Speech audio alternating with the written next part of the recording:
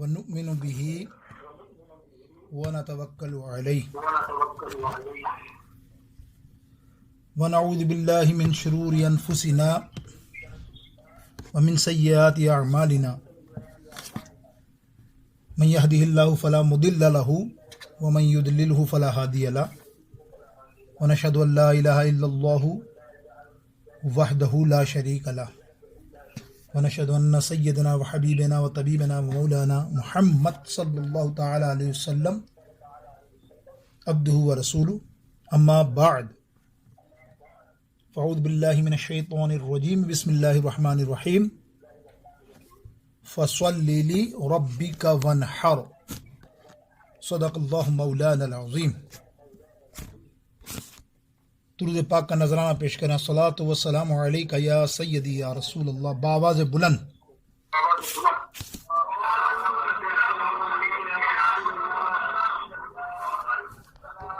انشاءاللہ عز و جل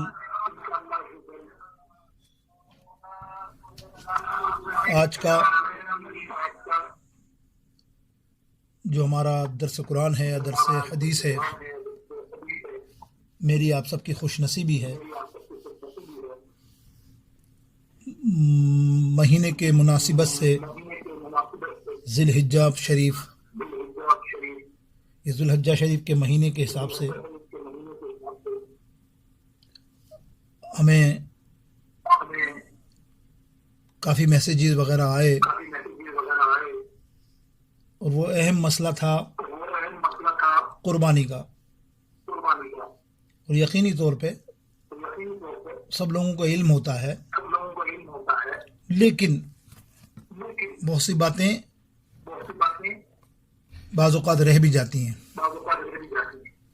تو ہمارے ادارہ ارشادیہ کے ہمارے آئی ٹی والے یہ آج کا بیان، ان کا ارادہ ہے کہ ہم ریلے کریں گے پوری دنیا میں، تاکہ لوگ اس سے استفادہ حاصل کریں، یعنی قربانی کے مسائل اور قربانی کے معلومات پر۔ تو یہ ہماری خوش نصیبی، میں نے پہلے سوچا کہ چھٹی شریف میں جو درس قرآن ہوتا ہے اس میں کر لیں گے، لیکن کل جمعہ آ گیا تو وہ حج کا بیان ہو جائے گا کل، اور آج ہم اور سب لوگ، آپ لوگ بھی مل کر بڑی توجہ کے ساتھ آج کے قربانی کے ذکر کو، درس کو، ان کے مسائل کو توجہ ہی سے سنیے گا۔ کچھ منٹ آگے پیچھے ہو جائیں تو میں پہلے سے معذرت، اللہ تعالیٰ آپ کو اس کی ڈھیروں برکتیں عطا فرمائے۔ آئیے کلام رضا سے دو تین اشعار شروع کرتا ہوں اپنی گفتگو کو پڑھنے کے بعد۔ صلی اللہ علیہ یا رسول اللہ وسلم علیک یا حبیب اللہ، مصطفیٰ خیر الورا ہو، مصطفیٰ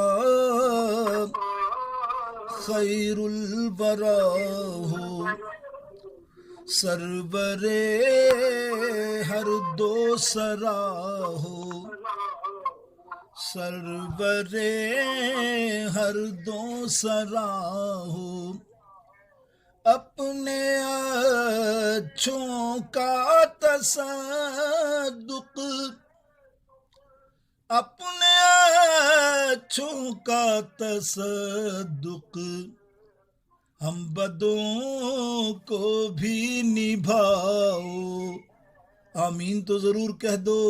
اللہ اکبر، کیا ذکر ہو، کیا بات ہو، کس کی آمین ہو، سب کا بیڑا پار ہو جائے کہ ہم بدوں کو بھی نبھاؤ۔ خیر الورا، اور بد کرے ہر دم برائی، بد کرے ہر دم برائی، ارے تم کہو ان کا بھلا ہو، تم کہو ان کا بھلا ہو، مصطفیٰ خیر الورا ہو، تم کو غم سے کیا تعلق،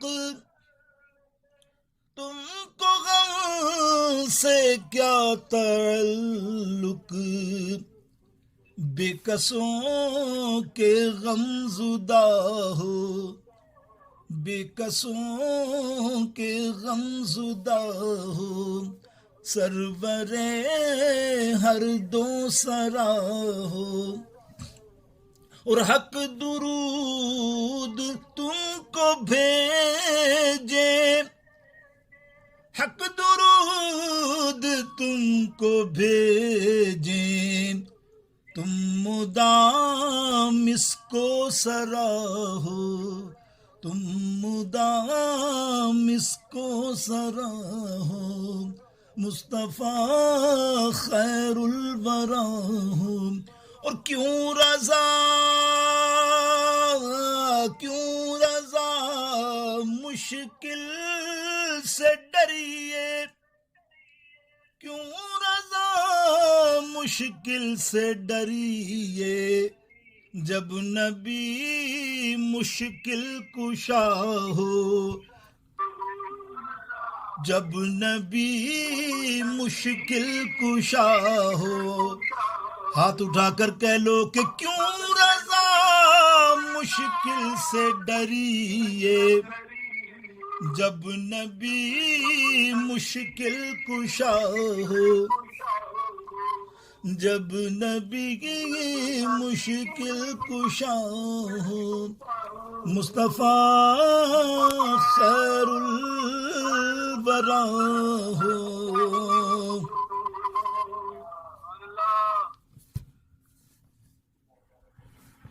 اللہ تعالی قبول فرمائے۔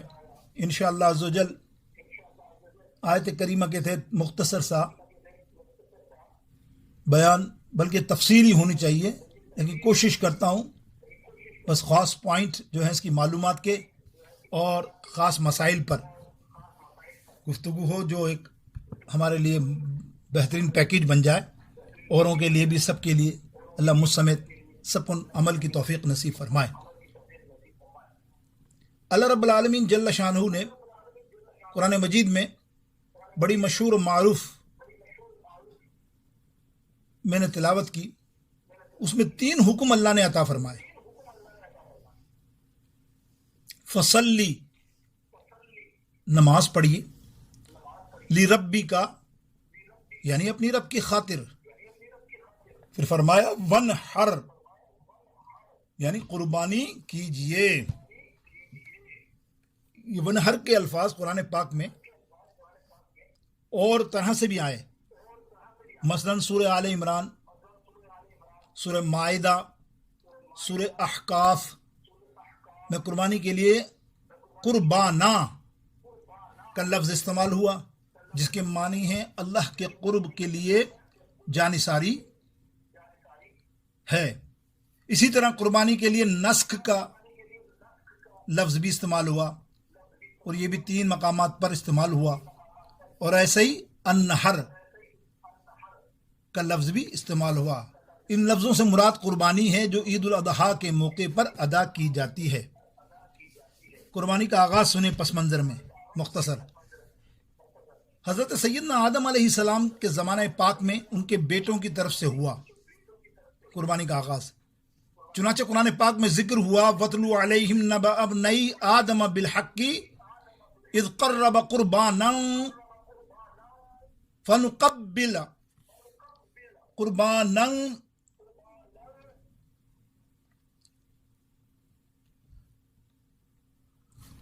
فتقبل من احدهما ولن يتقبل من الاخر قال لأقتلنك۔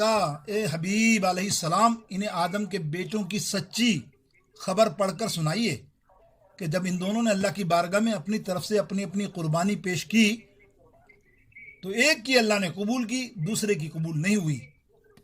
پھر دوسرے نے اس کو قتل کر دیا۔ یہ حابیل اور قابل آدم علیہ السلام کے دو بیٹوں کا واقعہ ہے۔ امام قرطبی نے تفسیر قرطبی میں اس کو بڑا اچھا تحریر کیا ہے کہ دو بیٹے حابیل قابل، جو ایک لڑکی کی بابت ان کا اختلاف تھا۔ قابل نے کہا کہ میں اس سے شادی کروں گا، لیکن شرعی طور پر وہ حابیل کی منقوہ ہونی چاہیے، یعنی اس کی بیوی ہونی چاہیے۔ شریعت کے خلاف کام کرنے کے لیے اس نے قابل نے زور دیا۔ اللہ رب العالمین نے حکم دیا کہ اب قربانی کرو، اگر اس لڑکی سے شادی کرنی ہے تو قربانی دو۔ اب قربانی اس زمانے کا معاملہ دوسرا تھا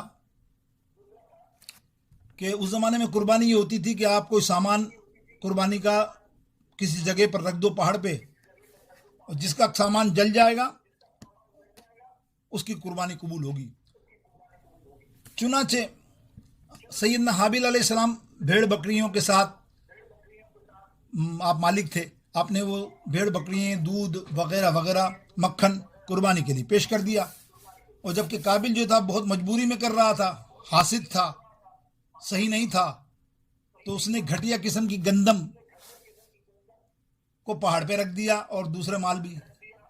پس آسمان سے بجلی اتری، آگ اتری، اس نے سیدنا حابیل علیہ السلام کی قربانی کو جلا دیا، قابل کی قربانی کو چھوا بھی نہیں۔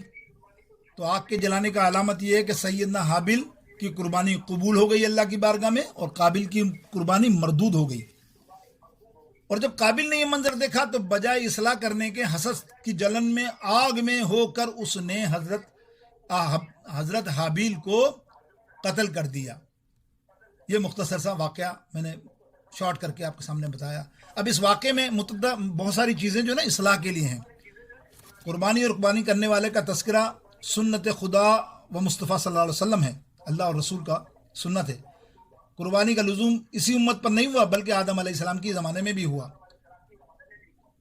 اور مورخ کہتے ہیں کہ نوح علیہ السلام کے زمانے میں بنی نوحن مذہبن مذبحن، مراد یہ کہ اس زمانے میں بھی قربانی کی جگہ ہوتی تھی جہاں قربانی ہوتی تھی۔ وَلِكُلِّ أُمَّةٍ جَعَلْنَا مَنْسَكًا، ہم نے ہر امت کے لیے قربانی کا ایک قاعدہ مقرر کیا ہے، اور ہر امت قربانی کرتی آئی ہے۔ اور بعض کی قربانی قبول نہیں ہوتی۔ دیکھیں کیسی، یہ تو آپ بھی سمجھتے ہیں کہ کیسے قربانی، لیکن اللہ کو پتا ہے کہ کس کی قربانی قبول ہوتی ہے۔ لیکن جو خاص قربانی قبول نہیں ہوتی وہ محدثین فرماتے ہیں، وہ سنیے۔ حدیث پاک میں آتا ہے کہ آقا علیہ الصلوۃ والسلام کے زمانہ پاک میں ایک شخص نے حضور علیہ الصلوۃ والسلام سے پہلے ہی قربانی کر ڈالی، تو اللہ نے وحی نازل فرمائی کہ اے محبوب اسے بتا دیں اس کی قربانی اللہ کی بارگاہ میں قبول نہیں ہوئی بلکہ مردود ہو گئی، کیونکہ اس نے آپ سے پہلے قربانی کر لی۔ دیکھا نبی سے پہل کرنے والوں کا معاملہ کیا ہے، آپ دیکھیے کیا عظمت ہے، کیا شان ہے میرے آقا کی۔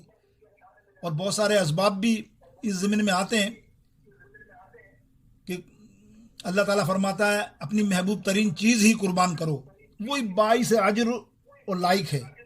فضول گھٹیا قسم کی، چھوٹی قسم کی، اب جانور بھی ہم لیتے ہیں تو بڑا کمزور سا ٹائم گزارنے کے لیے، حالانکہ مال بھی ہے، اچھا جانور لایا کرو۔ قرآن پاک میں اللہ تعالیٰ ارشاد فرماتا ہے 4 پارے میں، لن تنالوا البر حتی تنفقوا مما تحبون، کہ تم اس وقت تک بھلائی نہیں پا سکتے جب تک اپنی پسندیدہ چیز کو اللہ کی بارگاہ اقدس میں خرچ نہ کرو۔ اب یہاں تو آپ نے دیکھا کہ پہلی امت کا معاملہ کیا تھا، سنیے نکتہ۔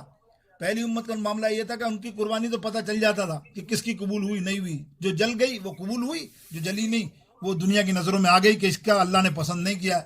لیکن قربان جائیے آقا علیہ الصلوۃ والسلام کی امت پر، آج دیکھیں کتنی قربانی کرنے والے ہیں۔ یقینی طور پہ حسن ظن سبھی اچھی کرتے ہوں گے، لیکن کچھ دکھاوے کے لیے، کچھ دنیا کو شو کرنے کے لیے کہ دنیا کیا کہے گی مجھے قربانی کرنی ہے، دنیا رشتہ دار کیا بولیں گے قربانی نہیں کر رہے ہیں، تو وہ رشتہ داروں کو دکھانے کے لیے، دنیا کو دکھانے کے لیے، اللہ کو نہیں، تو پھر وہ قربانی ہوگی۔ لیکن اللہ نے اس کو عیب کو بھی، ستار العیوب ہے میرا مالک میرا رب، اس نے چھپا دیا نبی علیہ السلام کے صدقے میں۔ آج آپ کی جتنی بھی معاملات ہیں اللہ نے وہ چھپائے ہوئے ہیں، یقیناً حشر میں نظر آئیں گے آپ کو۔ بہرطور اس سے اور چیز ہم نے سیکھی کہ حاسد شخص، اس روایت سے قابل نے حسد بہت بری چیز ہے. پہلا قاتل ہے اور حابل شہید ہو گئے, قابل حسد کی آگ جلا تو ہمیشہ کے لیے ملعون ہو گیا, اور رہتی دنیا تک جب اس کا نام لیا جائے گا کوئی بھی اسے اچھے الفاظوں میں یاد نہیں کرے گا, بلکہ ذلیل و رسوا ہوا. آقا علیہ الصلوۃ والسلام نے ارشاد فرمایا جب بھی کسی شخص کو عمدن مطلب جان کر کے قتل کیا جاتا ہے تو جہاں اس قتل سے اس کے قاتل کا گناہگار ہوتا ہے اس کے ساتھ ساتھ قابل کے نامہ اعمال میں بھی اس کا گناہ لکھ دیا جاتا ہے. اب یہاں یہ بات معلوم ہوئی کہ جس نے کبھی کسی برے کام کا آغاز کیا, سنو, تو جب تک وہ برا کام ہوتا رہے گا تو جہاں وہ برا کام کرنے والا گناہگار ہوگا, اس کے ساتھ ساتھ جب تک وہ گناہ کے کام ہوتے رہیں گے ساری برائیاں گناہ اسی بندے کے کھاتے میں جائیں گی جو ایجاد کرتا ہے. جیسے اب ایک مثال دے دوں چھوٹی سی, چلتے چلتے آ گئی, آسان سی. آج کل شادی بیاہ کے موقع پر آپ دیکھتے ہیں نئی رسمیں, اللہ معاف کرے کوئی بچا ہوا نہیں ہے, کوئی سرما نہیں ہے کہ میں کہوں میں آپ, کوئی سرما نہیں ہے. اللہ تعالیٰ جس کو توفیق دے وہ بچتا ہے, لیکن میرے رب سب کو چھپاتا ہے, سب کے راز. لیکن جو غلط ہے وہ غلط بولا کرو, کوشش کیا کرو سب کو روکو کسی حد تک جو حکم دیا شریعت نے, زبان سے, ہاتھ سے, منہ سے, ورنہ پھر اللہ اور اس کے بندے کا معاملہ. جیسے آج کل کی شادیوں کے موقع پہ دیکھتے ہیں نئی رسمیں ایجاد ہو گئی ہیں, کب سے ہو گئی ہیں اب اللہ عالم, جس نے کی ہے ساری کھاتی اس میں جائے گی. جو مہندی کی رسم ہے یہ کیا ہے, یہ خباستیں ہیں, گناہ ہے, اس کا وبال اور اس کی رسم اپنانے والوں کو پڑے گی. یقیناً آپ سمجھتے ہیں بے حیائی ہوتی ہے تقریباً, ناچ گانا ڈانس اور یہ اللہ مرد عورت ساتھ سب کچھ معاملات, اور بھی کسی کے تو بہت زیادہ ہوتا ہے, کسی کے کم ہوگا. وہاں اس کے ساتھ ساتھ جس نے اس کو ایجاد کیا یہ اس کی قبر پر پڑ رہا ہے اور قیامت تک پڑتا رہے گا, یہ نبی علیہ السلام کا فرمان ہے. اور اس کے برعکس کسی نے اچھا کام کا آغاز کیا, خواہ نبی یا غیر نبی سے ہو, ولی یا غیر ولی سے ہو, عالم سے ہو یا غیر عالم سے ہو, یا کسی سے بھی ہو, جب تک لوگ اس پر عمل کرتے رہیں گے جہاں عمل ہوتا رہے گا. جیسے یہ نوچندی جمعرات الحمدللہ ذکر و اذکار کی محفل کا ہی ہم نے, یہ فقیر بھی اس میں شامل ہے, ہم نے یہ ارادہ کیا کہ یہاں ذکر ہوگا, اللہ کے رسول کی باتیں ہوں گی, نعتیں ہوں گی, سلام ہوگا, شیرنی بٹی جائے گی, کھائیں گے مل کے, اس مسلمان آپس میں بیٹھیں گے. یہ ہم نے ایک حسن کے طور پہ یہ سلسلہ شروع کیا جو آج تک 20-25 سال ہو گئے جاری, بلکہ زیادہ ہی ہو گئے جاری و ساری ہے. انشاءاللہ امید رکھتے ہیں اس کا ثواب برابر اللہ تعالی ہمیں دیتا رہے گا اور سب کو ملتا رہے گا, اور خاص کر کے صاحب خانہ کے منصب کو اللہ بلند کرے گا. اسی لیے آقا علیہ الصلوۃ والسلام کا فرمان عالی شان ہے, من سن فی الاسلام سنت حسنۃ فلہ اجرھا. جس نے اسلام میں کوئی اچھا طریقہ ایجاد کیا, جب تک لوگ اس پر عمل کرتے رہیں گے اس کا ثواب اس کو ملتا رہے گا. جیسے اذان سے پہلے صلاۃ و سلام, سبحان اللہ, حضور کی آمد پر جلوس, میلاد پاک کے جلوس, شیرنی بانٹنی, 11ویں شریف, یہ تمام کام چونکہ اچھے ہیں لہذا جو لوگ یہ کام بجا لائیں اللہ تعالیٰ ان کو ثواب عطا فرمائے گا. اب آئیے, قربانی کو سیدنا ابراہیم علیہ السلام کی سنت ہی کیوں قرار پایا, یہاں توجہ سے سنیے. اور بھی ہر زمانے میں قربانی ہوتی رہی. جیسے سرکار علیہ السلام کا فرمان ہے, صحابہ کرام نے سوال کیا ما ذی الاضاحی یا رسول اللہ, یہ قربانیاں کیا ہیں, یعنی فرض ہیں, سنت ہیں یا واجب ہیں.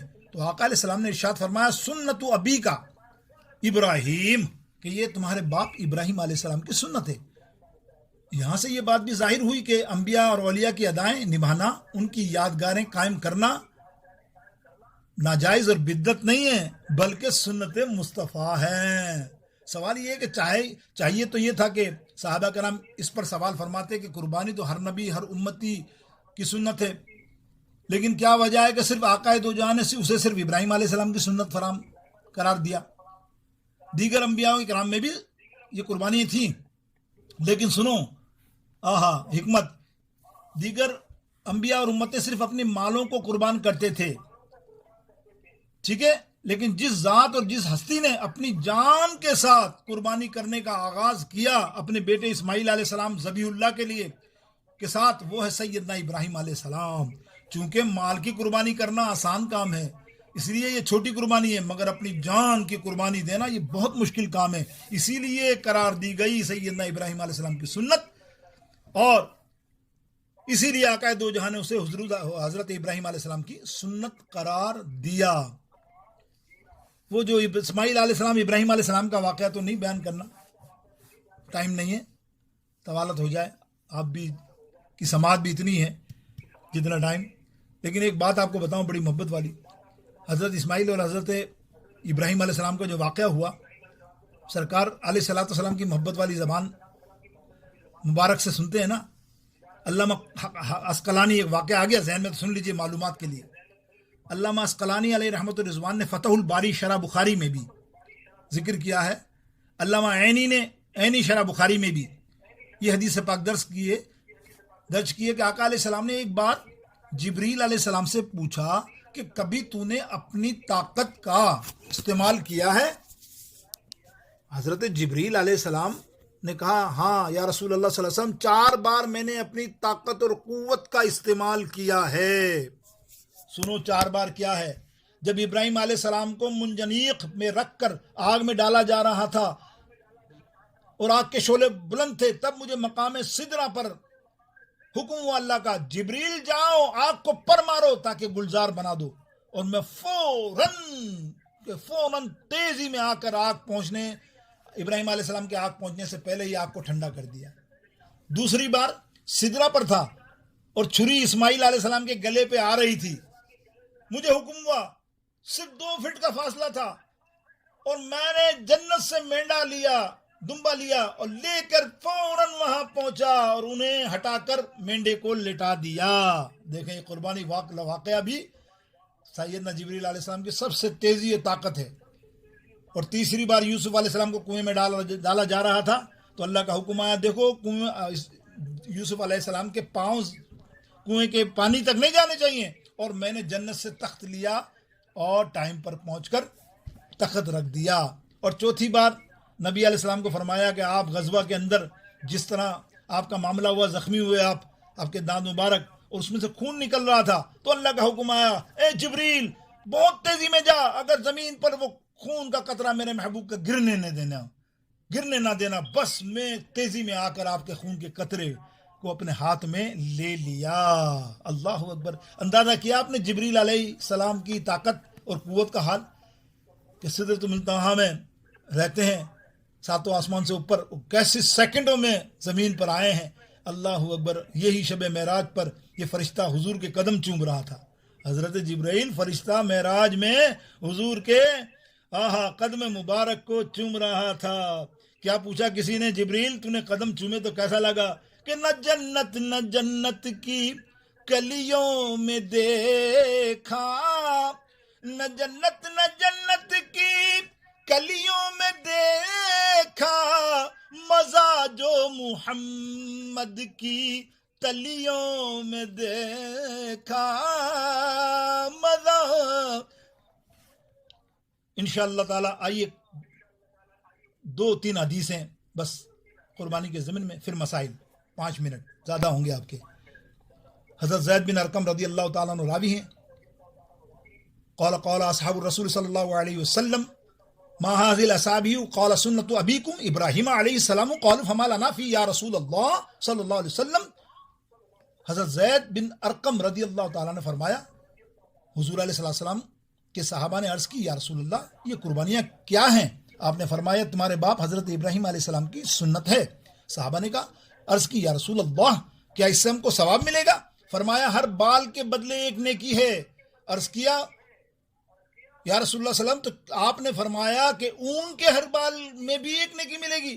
جی ہاں، اس کے کھال کے بال کے برابر آپ کو نیکی ملتی ہے. مسند احمد ابن ماجہ شریف سے یہ حدیث تھی. ان حنش قال رأيت علينا يقضيها بكشين فقلت له ما هذا فقال رسول الله فقال ان رسول الله صلى الله عليه وسلم اوصاني ان اضحي عنه ما لا فاضحي عنه. حضرت حنش رضی اللہ تعالیٰ فرماتے ہیں، میں نے حضرت علی رضی اللہ تعالیٰ عنہ کو 2 دمبے ذبح کرتے ہوئے دیکھا. مولا علی 2 دمبے ذبح کر رہے تھے قربانی کے لیے. میں نے پوچھا یہ کیا ہے؟ انہوں نے فرمایا حضور علیہ السلام نے مجھے وصیت فرمائی ہے کہ میں حضور کی جانب سے بھی قربانی کیا کروں. دوسرا دمبا حضور کی جانب سے ہے جو میں قربان کر رہا ہوں. ابو داؤد شریف. آخری حدیث سنیے. ابو ہریرہ رضی اللہ تعالیٰ عنہ راوی ہیں، فرماتے ہیں قول رسول اللہ صلی اللہ علیہ وسلم من وجہ ساعتن ولم یدحن فلا یفر منا مسلنا. مسلنا حضرت ابو ہریرہ رضی اللہ تعالیٰ عنہ راوی، سرکار علیہ السلام نے فرمایا جس میں وسعت ہو، سنو یہ سب لوگ سنو، اس کے بعد مسائل آئیں گے، ہم آسان نہ لینا. نبی علیہ السلام فرماتے ہیں جس میں طاقت ہو، وسعت ہو، اور وہ قربانی نہ کرے، وہ ہماری عیدگاہ میں نہ آئے، ہرگز قریب نہ آئے. اللہ اکبر، کتنا بڑا فرمان ہے. ابن ماجہ شریف میں سرکار فرماتے ہیں اس سے کیا تعلق ہمارا عید کی نماز کا جو جان کر کے قربانی نہ کرے. اب سنو انتباہ کیا ہے. قربانی کے مسئلے میں صاحب نصاب کون ہے؟ وہ شخص ہے جو 52.5 تولہ چاندی، بس یہ یاد رکھو، اس وقت جو بھی قیمت ہو 50,000 60,000 پاکستان یا انڈیا میں جتنی بھی قیمت معلوم کر لو 52.5 تولہ کی، بس وہی صاحب نصاب ہے جو زکوٰۃ کے ذمے میں بھی آتا ہے. لیکن زکوٰۃ اور اس میں تھوڑے سے مختلف معاملات ہیں. زکوٰۃ میں مخصوص چیزیں ہیں جن پر زکوٰۃ دینی، سونا چاندی مال، ٹھیک ہے، اور تجارت، یہ بہت ساری چیزیں ہیں بس. لیکن اس کے اندر مال زائد ہے قربانی کے اندر، یعنی اگر تمہارے پاس 52.5 تولہ چاندی ہے تو تم قربانی کرو گے ہی کرو گے جتنا مال ہے. تو لیٹ سے میں مثال دے رہا ہوں 50 سے 60,000 52 تولہ چاندی کی قیمت ہو تو تمہیں قربانی لازم کرنی ہے، واجب ہے. اب قربانی نہ کرو گے تو تم نے فرمان بھی سن لیا آقا علیہ السلام کا کہ حضور علیہ السلام کیا فرما رہے ہیں کہ اللہ کی راہ میں خرچ کرنے میں تمہارا ہی حال ہے، پھر تمہارا حشر کیا ہوگا، تمہاری نیکیاں کہاں جائیں گی. تم اپنے آپ کو اتنے عمرے حج کرو لیکن قربانی کے معاملے میں، اور قربانی ہر صاحب نصاب پر ہے، بیوی پر الگ ہے، بیٹا اگر صاحب نصاب ہے اور بالغ ہے اس پر ہے، ماں باپ پر ہے، سب پہ الگ الگ ہے. یاد رکھنا، ہماری طرح نہیں سوچ لینا کہ یار ایک کر دو سب کا ہو جائے گا، بس ایسا کبھی نہیں ہے، کچھ نہیں ہوتا، ہر ایک کے لیے الگ الگ ہے. اور قربانی میں یہ بھی نہیں کہ ایک قربانی کر رہا ہوں یار میں بزرگوں کی کر دیتا ہوں اب میرا کیا، سب سے بڑا گناہ گار ہے. پہلے اپنی کر جو تجھ پہ واجب ہے، پھر اپنے باپ دادا بھائی اور سرکار علیہ السلام اور غوث پاک کی کر، لیکن پہلے اپنی کرنی لازم ہے. ٹھیک ہے، یہ نصاب، میں نے نصاب کا معاملہ بھی تمہیں سمجھا دیا کہ زائد مال، مثال کے طور پہ اس میں زائد مال بھی یہ ہوتا ہے کہ تمہارے یہاں قیمتی صوفے پڑیں، ٹی وی پڑیں، یہ ضروریات زندگی میں شامل نہیں، کھانے پینے میں نہیں ہے، یہ ایکسٹرا ہیں. 2 موبائل ہیں تو ایک موبائل قیمت لگاؤ، 2-3 گاڑی ہیں تو ایک گاڑی استعمال ہوتی ہے نا عمومی طور پہ، تو وہ ایک گاڑی کی قیمت ہوگی. یہ زکوٰۃ میں نہیں ہوتا ایسا، لیکن قربانی کے مسئلے میں یہ لازم غور کریں آپ کے زائد مال. عورت کے پاس ایک تولہ سونا ہے تو وہ آ گیا، نصاب میں آ گئی، اس لیے کہ 52.5 تولہ کی قیمت میں 1 تولہ آ جائے گا. 1 تولہ 1 لاکھ سے زیادہ ہے. اندازہ کیجیے بیوی پر بھی قربانی کرنی واجب ہے. یاد رکھنا اتنا آسان نہیں ہے، چونکہ مالک نصاب اپنے نام سے ایک بار قربانی کر چکا، دوسرے سال بھی وہ صاحب نصاب ہے تو پھر اس پر لازم ہے، اپنے نام سے قربانی واجب ہے اس کے لیے دوسرے سال بھی. بس قربانی اور زکوٰۃ میں یہ مسئلہ ہے کہ قربانی میں پورا سال کی ضرورت نہیں ہوتی. جس وقت 10 حجہ عید کا دن ہو اور آپ کے پاس مال ہو، صاحب نصاب ہو، تو آپ پر قربانی واجب ہے. اگر ایک دن پہلے آپ کے پاس ایسا مال نہیں ہے تو آپ پر قربانی نہیں ہے. ایک دن بعد نہیں ہے، یعنی اس دن عید کے دن آپ کے پاس نہیں ہے تو پھر آپ پر قربانی واجب نہیں ہے اگر صاحب نصاب نہیں ہے. اور لیکن زکوٰۃ کے اندر پورا سال کی شرط ہوتی ہے کہ پورا سال آپ کو دیکھا جاتا ہے کہ مال ہے کہ نہیں. اب آئیے، اگر کوئی صاحب نصاب، اچھا آپ دیکھیے، بعض لوگوں کا خیال یہ ہے کہ اپنی طرف سے زندگی میں ایک بار قربانی کر لی، شرعاً غلط و بے بنیاد ہے. مالک نصاب ہر سال اپنے نام سے قربانی واجب ہے اس کے لیے کرنا، ہر سال، ایسا نہیں ایک دفعہ کر لی زندگی میں تو ہو گئی.